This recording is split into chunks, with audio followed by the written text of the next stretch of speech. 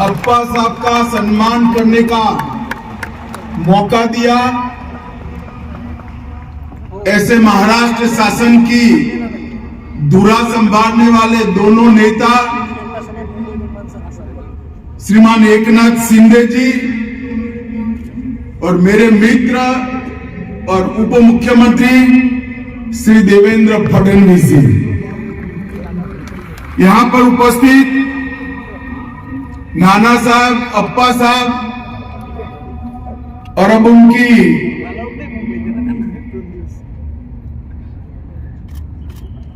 कार्य की संस्कृति को आगे बढ़ाने वाले श्री सचिन भाऊ धर्माधिकारी जी, महाराष्ट्र शासन के मंत्री श्री सुधीर भाऊ, श्री कपिल पाटिल, श्री उदय सामंत जी, श्री रविंद्र चौहान जी, श्री शंभूराज देसाई जी, महाराष्ट्र भारतीय जनता पार्टी के जुझारू अध्यक्ष श्रीमान चंद्रशेखर बावनकुळे जी,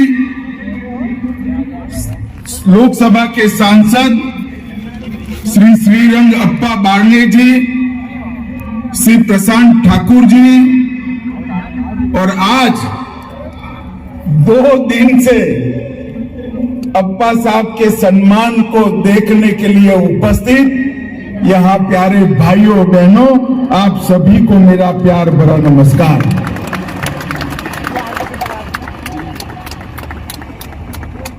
मैं आज इस सार्वजनिक मंच से कहना चाहता हूं कि कोई प्रसिद्धि की आकांक्षा के बगैर सार्वजनिक जीवन में समाज सेवा करने वाले समाज सेवी के सम्मान में ये लाखों लाखों लोगों का हुजूम मेरे जीवन में मैंने कभी नहीं देखा। जहां तक नजर न पहुंच पाए इतना बड़ा मैदान, बीच में एक रोड के बाद दूसरा मैदान और एक चिलचिलाती 42 डिग्री टेम्परेचर की गर्मी, ये सब के बीच में खुले में बैठे हुए आप सभी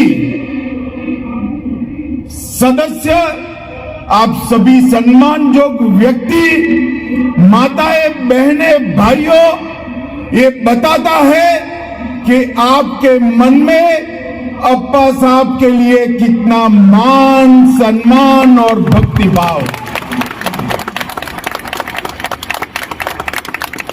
इस प्रकार का मान, इस प्रकार का सम्मान, इस प्रकार का भक्तिभाव केवल और केवल त्याग, समर्पण और सेवा से ही खड़ा होता है, जो अप्पा साहब के अंदर हम सबको दिखाई पड़ता है। अप्पा साहब के लिए आपका प्यार, आपका भरोसा और आपका सम्मान, ये उनके कर्तृत्व का सम्मान है, उनके संस्कारों का सम्मान है, नाना साहब की सीख का सम्मान। मित्रों, ऐसा कहते हैं कि भीड़ का अनुसरण मत करिए, कुछ ऐसा करिए कि भीड़ आपका अनुसरण करे। अप्पा साहब, आपने ऐसा कर दिखाया है। लाखों लाखों लोग आपके अनुसरण के लिए आज इस चिलचिलाती धूप के अंदर खड़े। मैं 12 साल की उम्र से सार्वजनिक जीवन में हूं। मैं इतिहास का विद्यार्थी हूं। देश और विदेश के इतिहास को बड़े ढंग से मैंने पढ़ा है। मैंने कई बार देखा है कि लक्ष्मी की कृपा एक परिवार पर पीढ़ियों तक रहती है।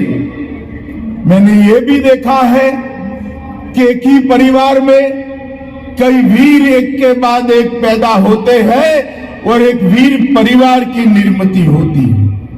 मैंने ये भी देखा है सरस्वती की कृपा भी कई बार कई परिवारों पर पीढ़ियों तक रहती है, मगर समाज सेवा का संस्कार 3-3 पीढ़ियों तक रहना मैंने मेरे जीवन में पहली बार देखा। पहले नाना साहब, फिर अप्पा साहब और अब सचिन भाऊ और उनके दोनों भाई ये संस्कार को आगे बढ़ा रहे हैं।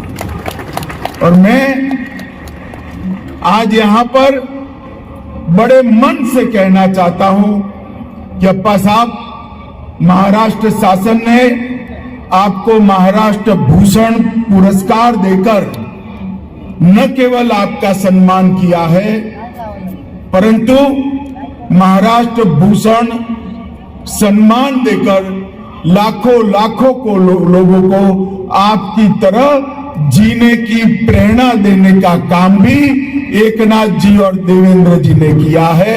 मैं सभी भाइयों बहनों को कहना चाहता हूं, एक बार महाराष्ट्र शासन के लिए बड़ी जोर से ताली बजाकर ये योग्य सम्मान का समर्थन करिए।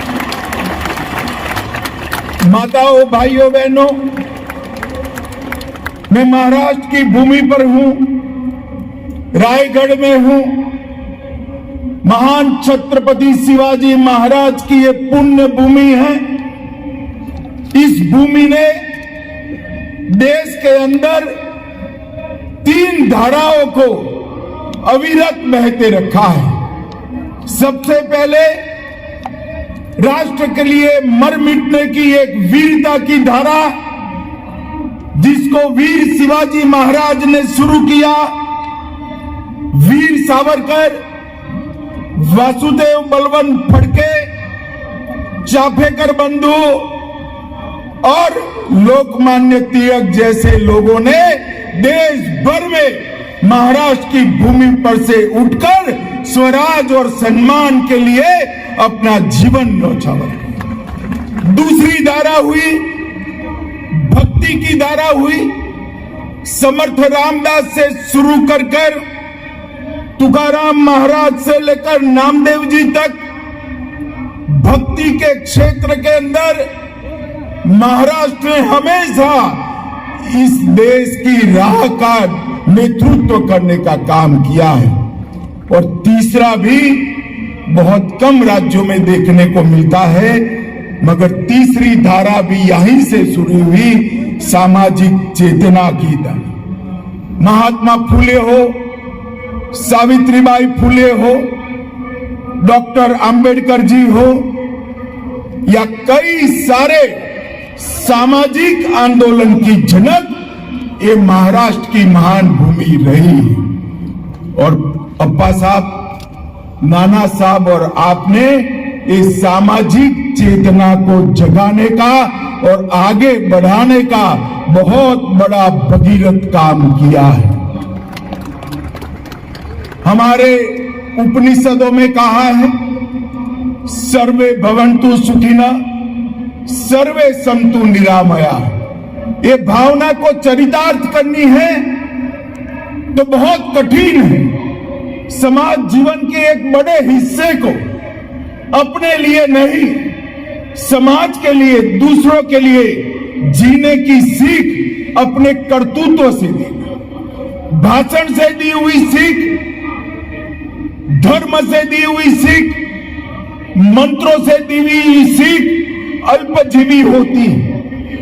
काल के थपेड़े इसको भुला देते हैं, मगर जो सीख कर्तृत्व से दी जाती है वो चिरंजीव होती है, काल जयी होती है। और अप्पा साहब, आपने ये लाखों करोड़ों लोगों को समाज के लिए, दूसरों के लिए, अपने अलावे अपने भाइयों के लिए काम करने का प्रेरणा दिया है, उनको सीख दिया है और ये सब लोगों को इन रास्ते पर ले जाने का काम किया है। और आपने इस देश के अंदर, जब इस देश को बहुत बड़ी जरूरत थी, तब सर्वे भवन्तु सुखिनः के मंत्र के आधार पर दूसरे लोगों को लिए जीने वाले लाखों लोगों की फौज खड़ी करने का काम किया है। और इसीलिए देवेंद्र भाई मुख्यमंत्री थे, मैं पार्टी का अध्यक्ष था, उन्होंने बड़े आग्रह से मोदी जी को कहा था कि अप्पा साहब को पद्म पुरस्कार से सम्मानित करिए, और भारत सरकार ने भी आपको पद्म पुरस्कार से सम्मानित किया। और ये महाराष्ट्र भूषण का पुरस्कार 1995 से भाजपा शिवसेना की सरकारों ने इसकी शुरुआत की, और महाराष्ट्र के माध्यम से महाराष्ट्र और देश के समाज जीवन में योगदान करने वाले कई लोगों को दिया। पुरुषोत्तम लक्ष्मण देशपांडे से शुरू होकर स्वर कोकिला लता दीदी, आशा भोसले, साइंटिस्ट विजय भाटकर, रघुनाथ माशेलकर, जयंत नार्लीकर, अनिल कोकाडकर, शिव शाहीर बाबा साहेब पुरंदरे, सुविख्यात कलाकार सुलोचना जी, और आज इस लिस्ट में नाना साहब के बाद पहली बार किसी व्यक्ति को एक ही घर में दूसरी बार महाराष्ट्र भूषण का पुरस्कार अप्पा साहब आपको मिला है। मैं हृदय से आपको बहुत बहुत बधाई और शुभकामनाएं देने के लिए आज यहाँ पर आया हूं। खुद को लेटेस्ट मार्च ऑन के नारे के साथ अपने कर्तृत्व से आपने समाज का दिशा दर्शन किया है।